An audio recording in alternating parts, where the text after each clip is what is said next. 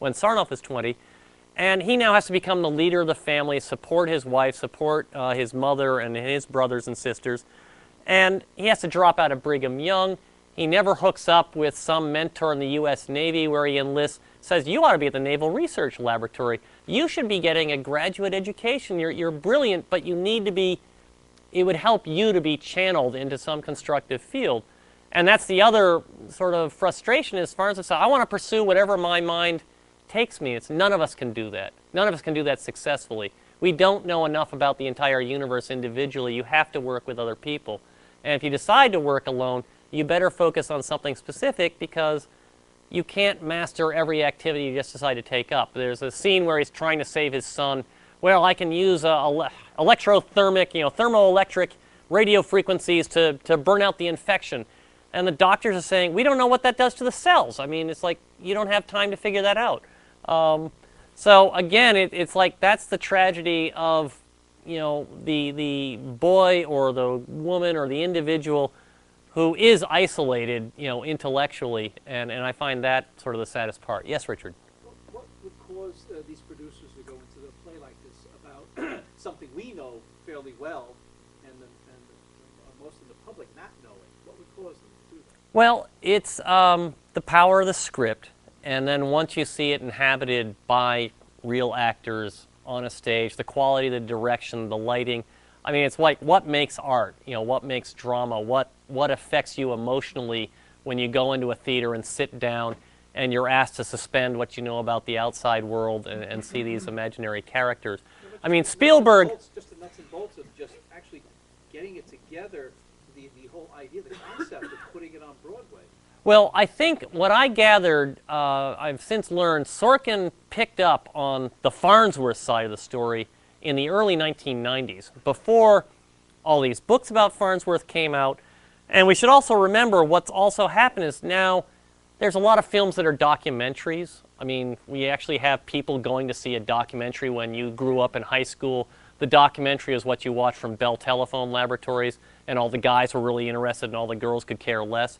And it's like now you have documentaries. It's like, here is a nonfiction stuff that you would have watched on NJN or the Discovery Channel. You're now paying $8 to watch this in a theater.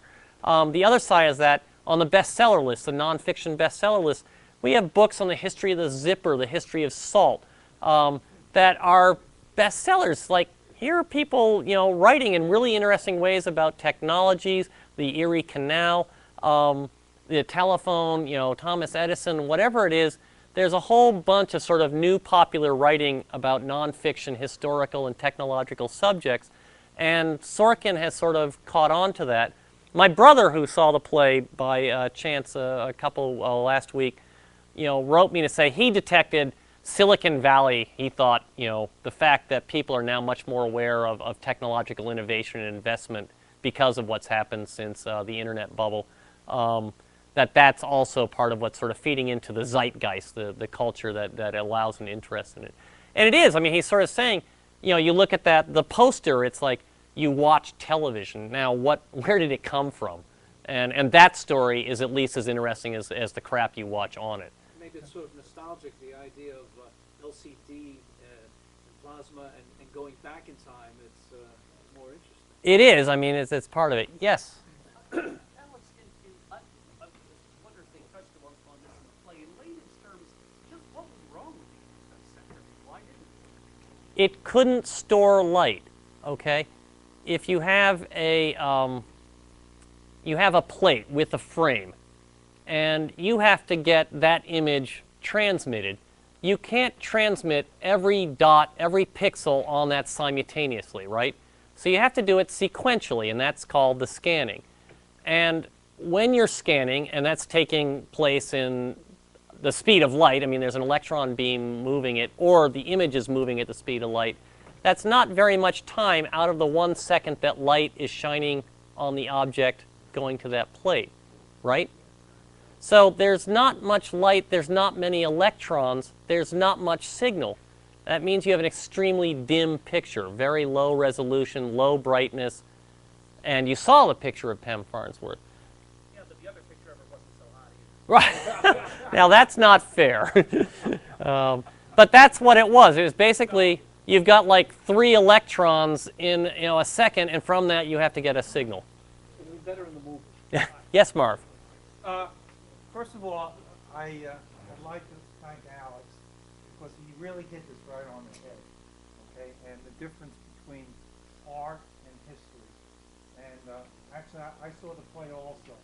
And I sort of try to watch the people that were around me and knowing a little bit about the history. And it really didn't disturb me at all that a lot of the material wasn't exactly on base. And in fact, if you read the playbill that you get with it, they actually put a disclaimer that a lot of this information is controversial.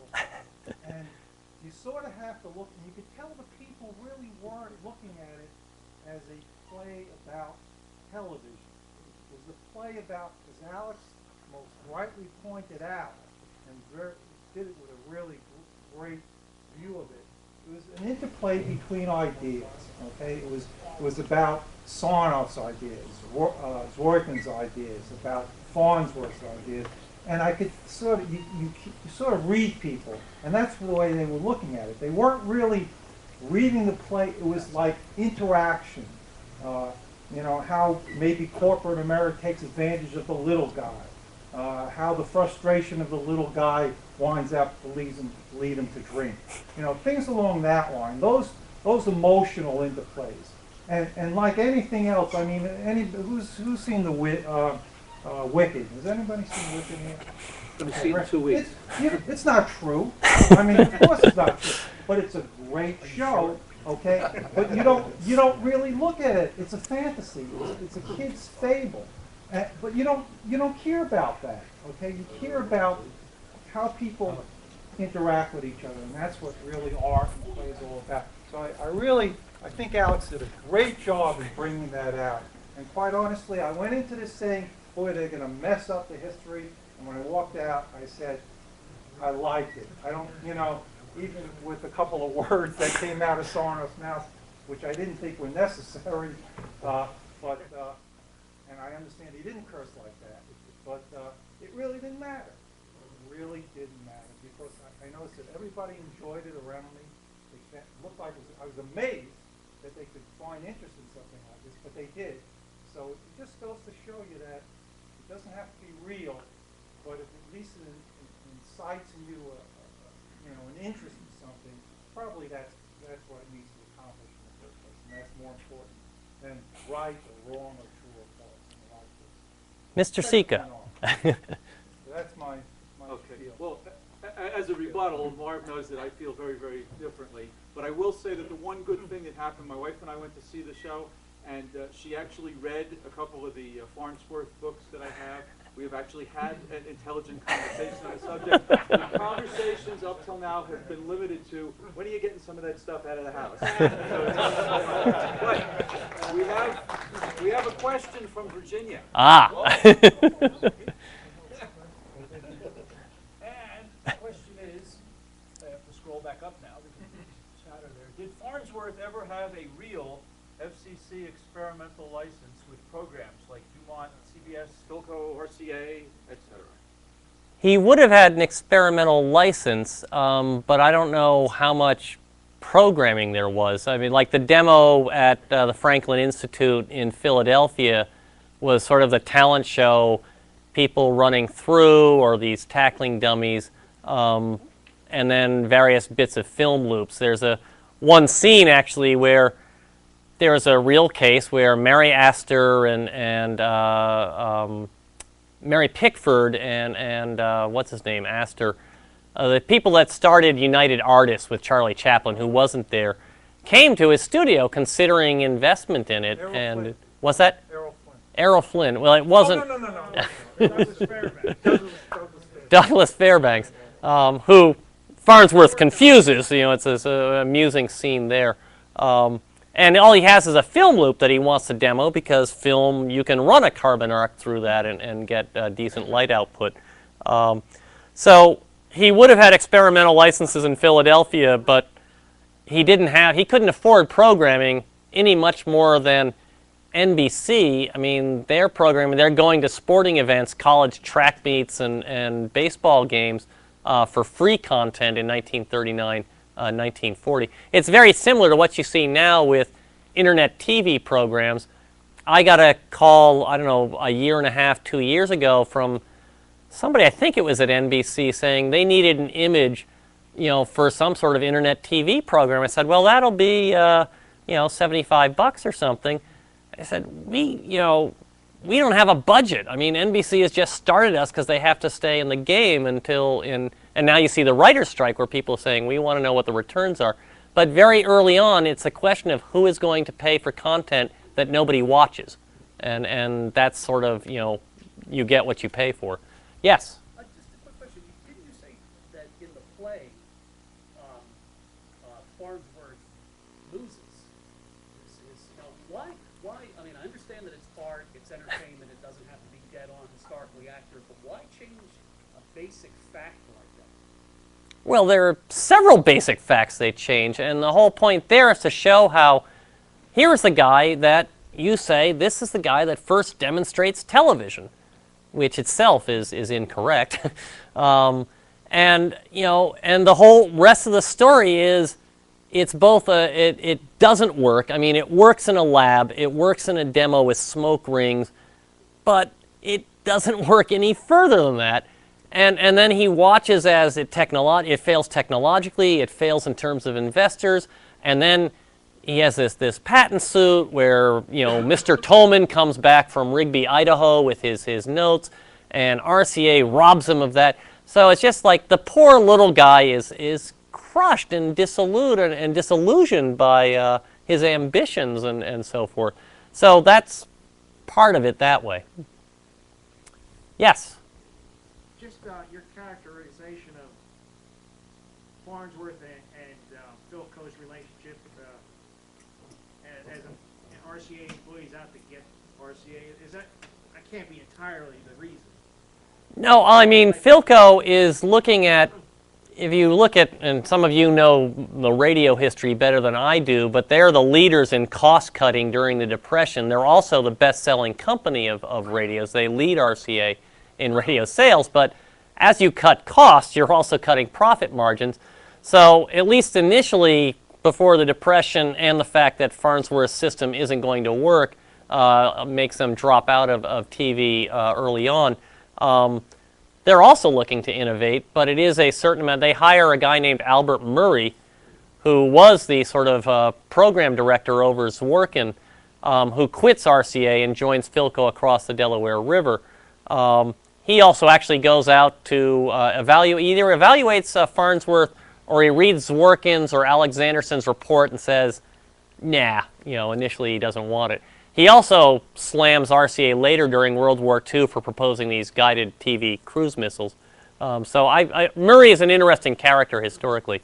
So yeah, I mean, I've forgotten the name of the two brothers in charge of Philco who have no love lost for Sarnoff and what they believe is a betrayal of saying, don't worry, we don't have AC, you can keep doing batteries, and then poof, out comes the AC, and the Philadelphia Storage Battery Company is now, going to lose its market. So there was that side to it as well. All right, yes? Is there any chance that you could get the people who performed in this play to come down here at some point? And It was a fair question because, well, Hank Azaria, I mean, before rehearsals started in the fall for the preview, his assistant, called me up, said, Mr. Azaria, Hank would like a list of books, and he'd like to arrange a visit. I was saying, well, you really come down here because I kind of know stuff I haven't documented or written down or whatever, and I think he'd really enjoy getting the flavor of Sarnoff's career. And we almost had him. It was like lined up for the limousine to come down on a Saturday and do a private tour and private visit, and then it's like, sorry, they all got rehearsals and no way. And it's like, okay. And then it's like, all right, now I'm going to see him. And there's a section of the play where they talk about, I hope you're not just making or imagining this conversation between us. So when I gave him his RCA Victor coffee mug as a sort of thank you gift, I said, I hope you wouldn't just imagine a visit down to the library. He said, yeah, I really got to come down there. But the point is he's an actor. He's created this role. I mean, he's got his David Sarnoff, and you could see the thing is if he comes down here, he's just going to be flooded with the historical David Sarnoff, and he doesn't need that. He's done his reading. He's done his research. Anything he now experiences about the historical Sarnoff is just going to screw him up and throw him off his game. And the Tonys are coming up in June. Now, given that the play is ending, maybe we'll get him down in April. I don't know. I mean, I wrote the follow-up and I said, I think you would find my presentation of Sarnoff resonates with the spirit that you inhabit on stage in ways that would help you. But who knows? Maybe he's in the running for the movie, or maybe they get Jack Nicholson to play David Sarnoff. Who knows? Just one last thing. They had the entire cast, Hank Azaria, the guy that played Farnsworth, what's his name, the producer, on Science Friday on NPR about 3 or 4 weeks ago. Mm-hmm. Excellent conversation. They were on for a whole hour, and again, they admittedly, they said, this really, we're playing characters. This isn't a representation of reality. Mm-hmm. And they went into a lot of things about the play. So maybe I'll get a copy of the interview, and it's very interesting. Well, you can probably give the URL on the reflector and let people. You might be able to actually listen to it on NPR. Yeah. But just look under NPR Science Friday, and then just put the Farnsworth Invention. You'd probably be able to. And it's a very good interview.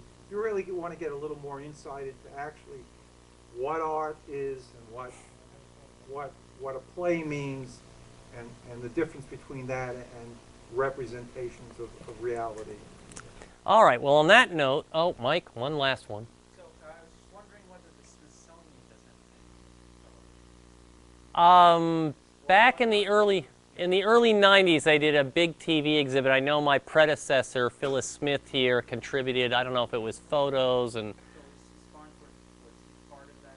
I'm not certain. I mean, they don't have it anymore. I mean, they just did their Information Age exhibit. Their next big exhibit is going to be the history of maritime communications, and David Sarnoff's key is going to go back for that. But no, we are actually. I'm gearing up to apply for a major grant, design grant, to completely redo the museum for a permanent exhibit on television, from electromechanical through black and white through color to digital, and a combination of interactive simulations of what would the dissector look like, what would an iconoscope, what are the line densities. So we're hoping if that comes through, we will begin to be on our way to do it here. So it doesn't have to be at the Smithsonian. All right, with that, I will thank you all very much. I know you're antsy to get onto this really big auction we have lined up here, and appreciate you all coming.